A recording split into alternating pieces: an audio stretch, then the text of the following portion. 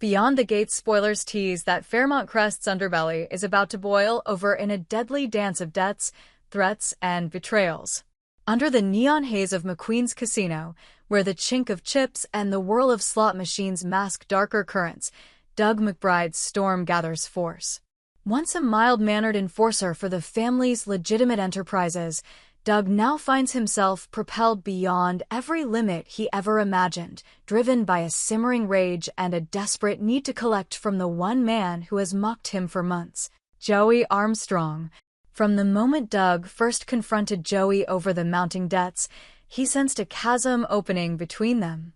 Joey, a charming but compulsive gambler, had amassed a crushing pile of IOUs at the private tables, owing sums that whispered of destruction.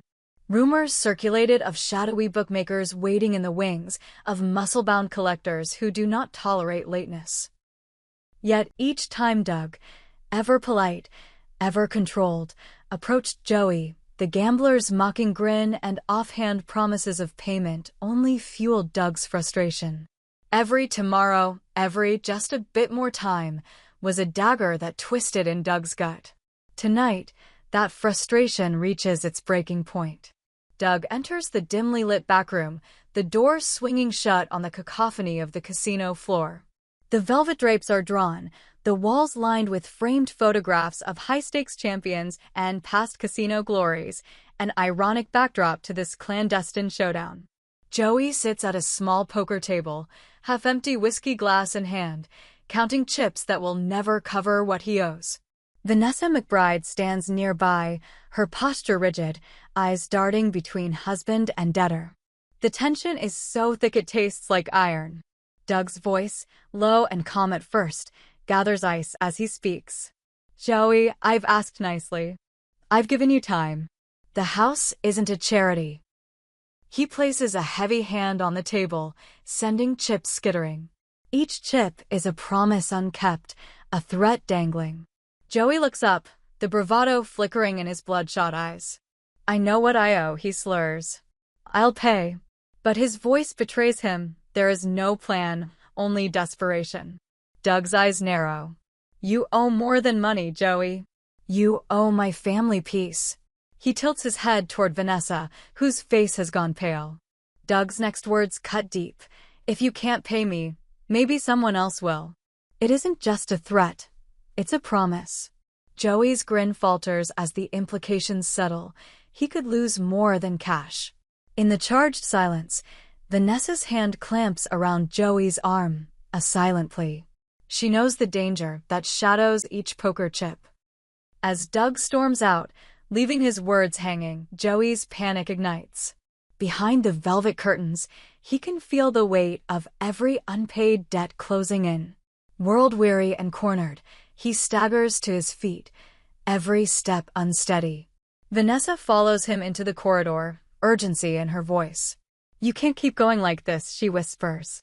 Doug isn't bluffing. Joey pinches the bridge of his nose. His addiction, once a thrill, has become a chain. He stares at Vanessa, tinged with guilt and terror.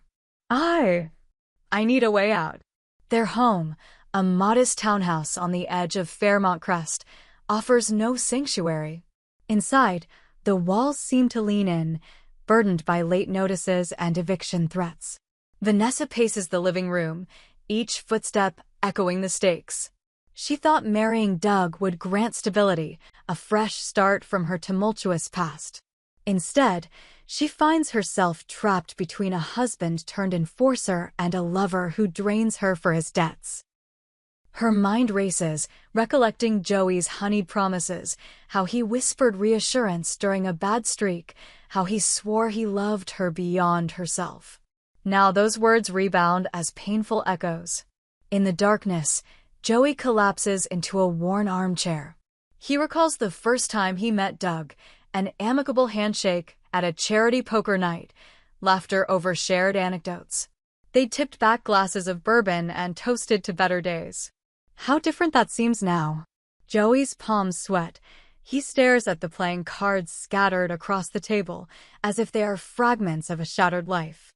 His pulse pounds, each beat a countdown. He turns to Vanessa, eyes red-rimmed. I'm so sorry.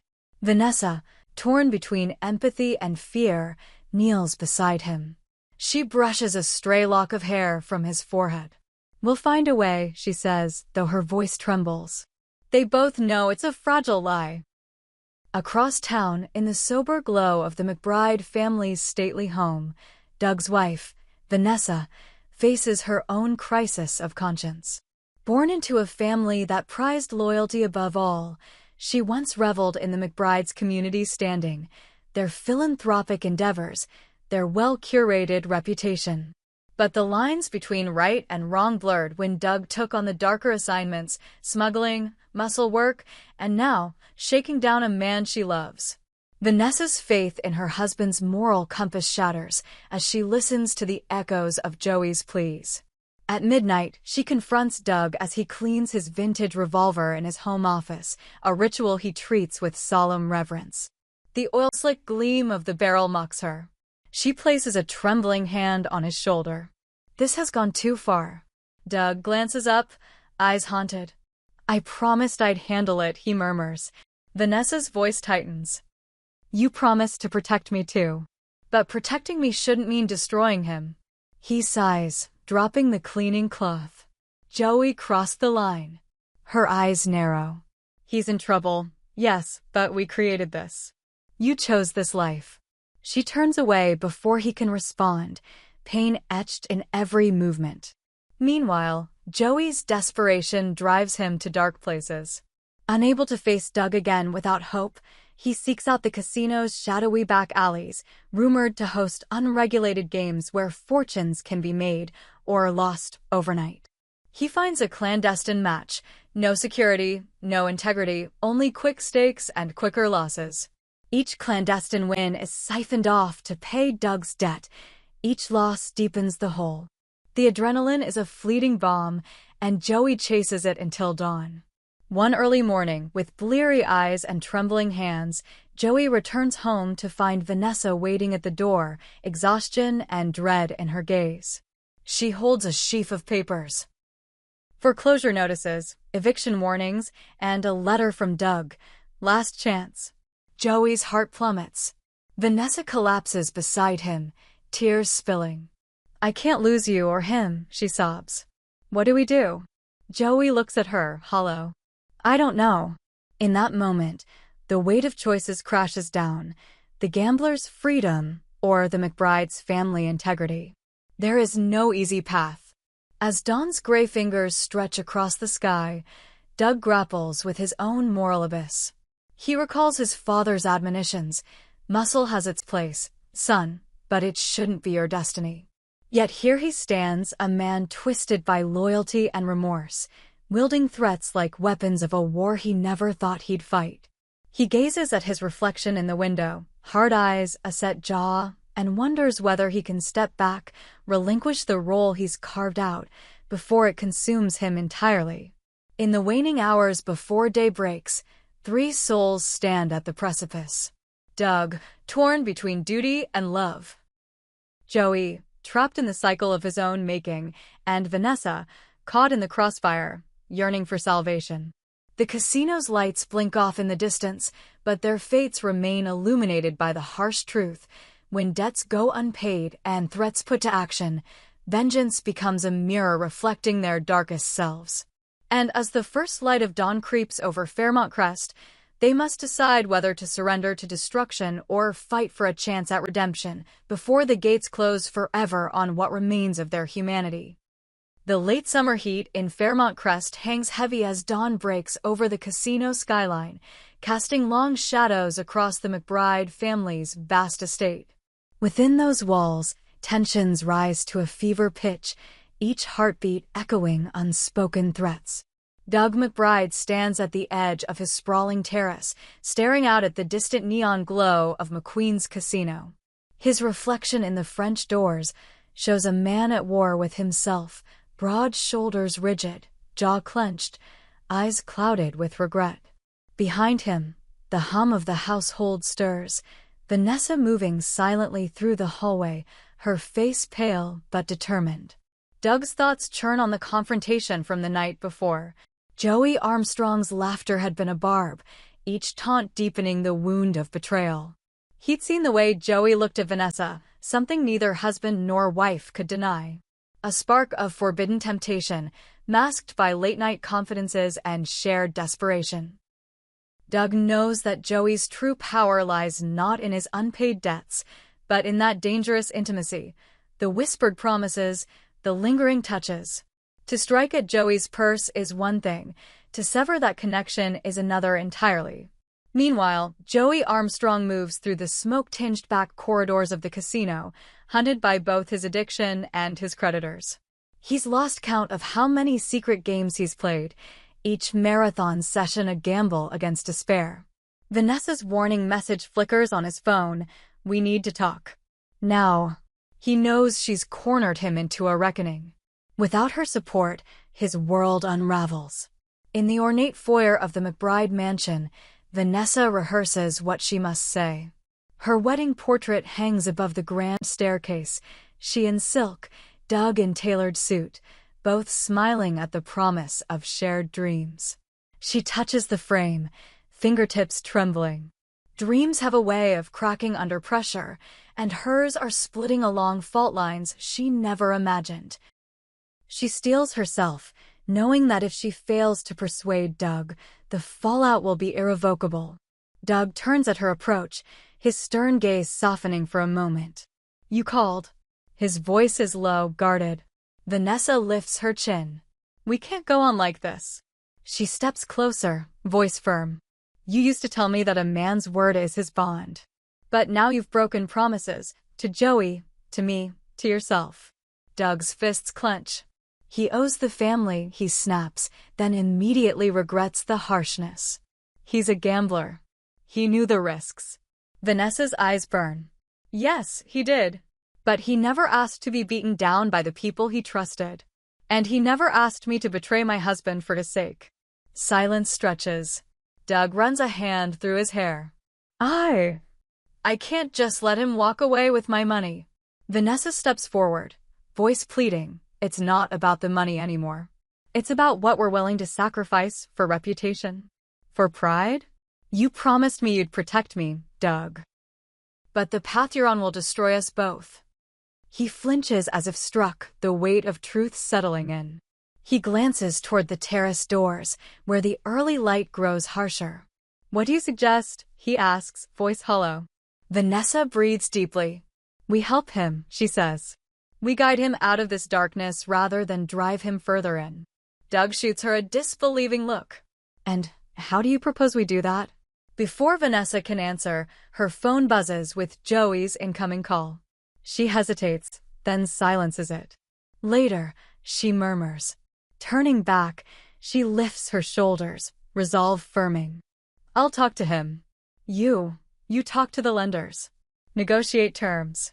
We can restructure his debt on our end if we have to. But threats won't fix this. Doug's jaw ticks.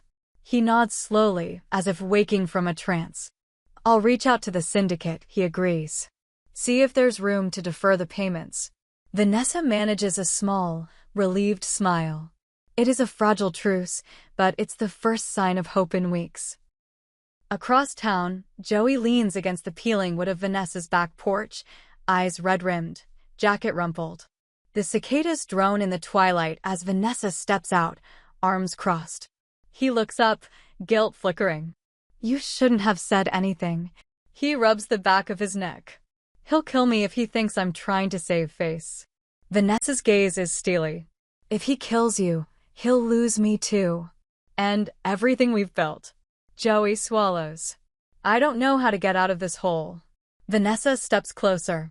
You start by telling the truth. He exhales, voice hoarse. I've been lying about my losses. I pawned my watch, then borrowed from a loan shark. I used your savings for a miracle hand. Tears slick his cheeks. I thought I could win it all back. For you, for us. Vanessa's own eyes gleam with unshed tears. She places a hand on his shoulder. We'll fix this together, but everything changes. No more secrets. He nods, relieved and terrified in equal measure. Okay. They stand in silence as fireflies drift overhead. The night is thick with possibility and peril. That same evening, Doug sits in the private lounge of McQueen's casino, leather-bound ledger open before him. Across a low table, Marcos Serrano, the syndicate's cold-eyed representative, checks his nails. Doug clears his throat. "I've come to renegotiate Joey Armstrong's debt." Marco's lips twitch. "You're the one who pushed him here." Doug's knuckles whiten on the table. "I'm trying to fix it." Marco leans in, scent of expensive cologne mingling with cigar smoke. "Fix it? Debts to my people demand satisfaction." He taps a finger. "But I'm listening." Doug explains Vanessa's intervention, Joey's admission of duplicity, and their willingness to liquidate assets over time. Marco listens impassively, then flicks his wrist. "You have until the end of the month. If payment isn't complete, Joey pays with more than money." His eyes bore into Doug's. "Do I make myself clear?" Doug nods. "Crystal." When Marco leaves, Doug exhales, the weight of his promise nearly crushing. He dials Vanessa, voice shaking. "They want payment by month's end. Or else." Vanessa, on the porch, answers. "Then we have work to do," she replies, determination sharpening her tone. Over the following days, the McBrides shift into damage control mode. Doug arranges meetings with financial advisors to liquidate non-essential holdings, vintage cars, artwork, even part of their summer villa rental. Vanessa reaches out to Joey's few sober friends, setting up counseling sessions, urging him toward a support group. Each move is a step away from the brink. Joey, however, struggles with withdrawal from gambling, every urge a gnawing phantom limb. At night, he dreams of shuffling cards and spilled chips. One early morning, he wakes drenched in sweat, the echoes of laughter still ringing. He reaches for his phone to call Vanessa, but hesitates, fear that he'll disappoint her again. Instead, he glances at the self-help literature Vanessa placed on his nightstand, Steps to Recovery, Breaking the Cycle of Addiction, Rebuilding Trust. He picks up the first book and begins to read, voice barely a whisper as he murmurs the preface. Meanwhile, Doug grapples with his own demons. Late one night, he visits the graveside of his father, tombstone cold beneath his fingers. "I'm sorry, Dad," he whispers to the moonlit sky. "I thought I was protecting the family."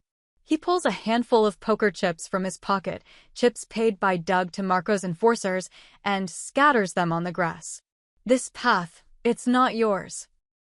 He vows to honor his father's legacy by doing right, not by brute force. As the deadline looms, tensions escalate. Marco sends a discreet message. Time is running out. Joey sinks into despair, taxiing from meeting to meeting with therapists, each session peeling back layers of his guilt. Vanessa organizes a garage sale of Doug's possessions, public-facing charity to quell rumors and raise funds. Word spreads through Fairmont Crest social circles. The McBrides are liquidating assets, rumors of scandal swirl, the fragile veneer of respectability cracks. On the eve of the payment deadline, a storm brews literally and figuratively. Dark clouds roll across the sky, lightning flickering like an omen. Vanessa and Doug stand together in the drawing room, watching rain streak the windows. They clutch each other's hands. "We have everything," Vanessa says. The charity fundraiser, the art sale, the villa deposit, if it all comes through, will make the cutoff. Doug presses his forehead to hers. "We will." Elsewhere, Joey speeds toward the casino in a borrowed car, eyes darting at every darkened intersection. He carries the final payment, a satchel of cash procured from selling what remained of his personal effects. The radio crackles storm warnings. The windshield wipers beat a frantic rhythm. The city lights smear in the rain. He grips the wheel, knuckles white, mind racing through apologies for Vanessa, for Doug, for himself. At McQueen's back entrance, Marco's men await under a flickering neon sign. Joey stumbles out, hands extended, breath ragged. The men count the bills, tally the losses. One nods, another steps forward, voice low, "You're clear for now." Relief floods Joey as the satchel is returned empty. But the nod from the head enforcer carries a silent caveat. This one reprieve came at a price. Joey bows his head, tears mixing with rain. "Thank you," he whispers. Back in the McBride mansion, Doug and Vanessa celebrate in muted triumph. No champagne, just a shared embrace and tearful smiles. They know this victory is temporary, a calm before the next storm. Their bond, however, is stronger for having weathered the gale together. They resolve never again to let debts, financial or emotional, threaten what they've built. As dawn breaks over Fairmont Crest, the rain subsides, revealing streets washed clean. Joey stands on Vanessa's porch, soaked but steadier, clutching an appointment card for his first support group meeting. He raises the card, fingers trembling. Inside, Vanessa watches through the window, hope and pride shining in her eyes.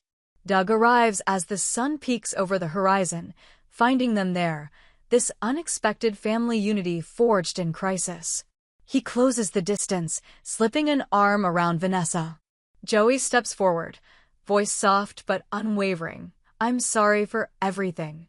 Doug's gaze meets his, and for the first time in months, there is no hostility, only recognition of shared struggle. In that fragile dawn, the three stand united. Their past misdeeds have been paid, in dollars, in tears, in shattered pride, but the promise of a new chapter glimmers on the horizon. What awaits them is uncertain.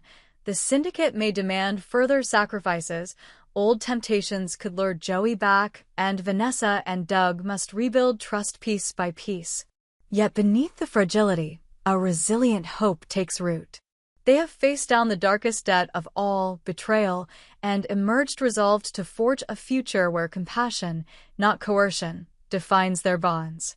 And so, as the gates to a new day swing open, they step forward together, unshackled at last from the debts that once threatened to consume them.